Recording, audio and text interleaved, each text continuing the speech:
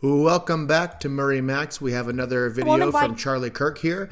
And this one, the context of it says, woman leaves stunned after hearing what Riley Gaines and Charlie Kirk actually believe. As usual, I haven't seen it. I'm going to watch it with you. So let's get started here, and feel free to post in the comments what you think of it. And all of the little trolls who are starting to gravitate to my page, feel free to post too. You guys are really fun to engage with, because if we're ever feeling down about ourselves, we always have you guys in the comments that can give us a little ego boost. So let's see what we got here. Feel that you're not threatened with abortion policies. Like, I understand, you feel a sense of vulnerability when participating with trans women or men, as you consider, in sports. Why do you feel that these policies and these, concepts don't threaten you? Because I think children are the greatest blessing life has to offer. And if that's the case, why don't you think children are deserving of healthy environments? Like, honestly, can you confidently say that a woman who has a child who the child was conceived under circumstances that were, not okay and very violent, and, I can't even imagine. How are you guaranteeing that this child is going to be happy and live? This is the dumbest argument I've ever heard of, because this same kind of logic says that if somebody is going to be born into a war-torn area, if somebody's going to be born into an area of extreme poverty, if someone's going to be born into, whatever a bad circumstance is, kill them. Kill them. It's like my dad. I love my dad. My dad was born into a very abusive childhood. And I don't think that we would all be better off, my siblings, my mom, all the people that he's helped or that he's hired through his company and things like that. I don't think that any of them would be better off if, because someone in the family was abusive, that he should have just been killed before he was born. That's the dumbest argument. It doesn't make any sense. It's morally bankrupt, and it's like false compassion. But anyways, let's see what we got. A healthy life that's deserving. Of course, I can never guarantee the outcome of someone's life, but what's a whole lot worse than giving someone a chance is eliminating that chance altogether by ultimately terminating their life. Are you eliminating that woman's chance of fulfilling her dreams and fulfilling her life?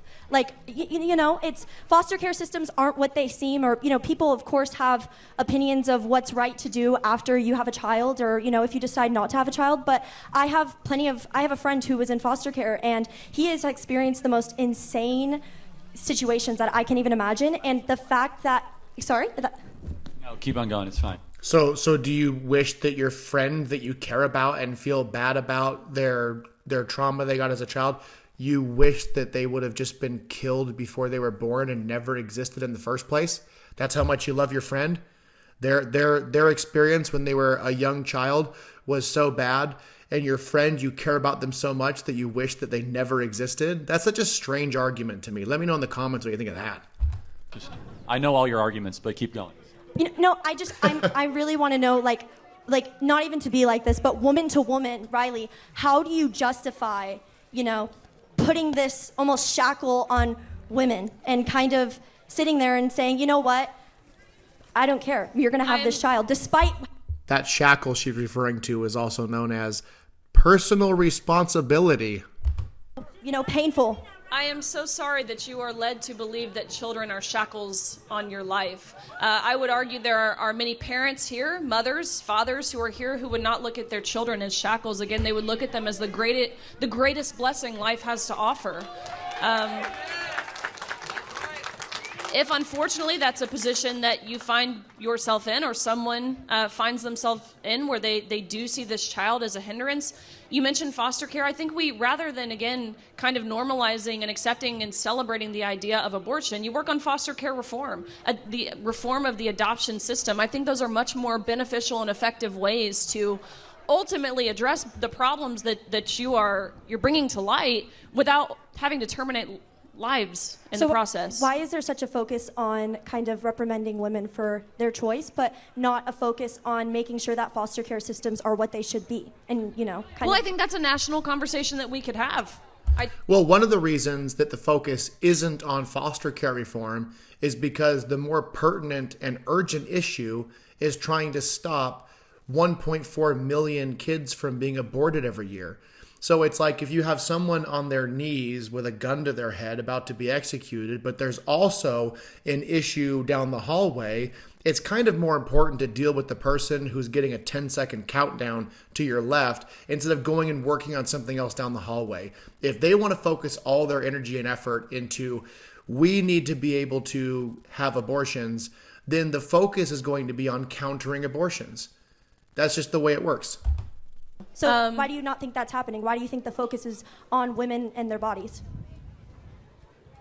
It is happening. We actually post more funding to foster care systems. You don't know about it. It's just like literally, Republican states are pumping more money into pregnancy. Do you know what a pregnancy crisis center is? Yeah, like a Planned Parenthood kind of ordeal, or what do you mean by that? No. It's just a question. I mean, I'm really learning. A pregnancy crisis center is the pro-life equivalent, where you go there to actually have your baby be saved. And they'll actually help the baby with diapers and with formula and food up to 5 years of life. And there are there's thousands of churches across the country that pump in hundreds of millions of dollars a year on that one specific thing. I make sure I support causes that do as well, whether that is supplement companies. All the supplements I get, my vitamins that I take daily, I make sure I buy from a company that supports pro-life causes because it matters to me. When I say I'm pro-woman, I mean I am pro-woman wholeheartedly, entirely, all the way through, up and down. I am pro-woman. That means supporting women during their pregnancy, throughout their pregnancy, and after their pregnancy as well. Okay, and that's pretty much it. To be fair, I don't think that this lady that came up here to ask the question, I don't think that she has bad intentions. I don't think that she is up there in bad faith. It sounded like at the end there that she really does have an interest in finding out alternative solutions. But when you are, especially when you're in a university environment, the idea of woman's body, woman's choice, woman's body, woman's choice, they're harming women. It's just pounded into your brain over and over and over. I remember taking classes that were sociology related or psychology related or whatever else it might be. I mean, it could even come up in a physical health class or anatomy where these ideas, they're not pushed as options. They're pushed as this is the one and only way, and here's why, and it's doom and gloom and all these terrible arguments that are just morally bankrupt.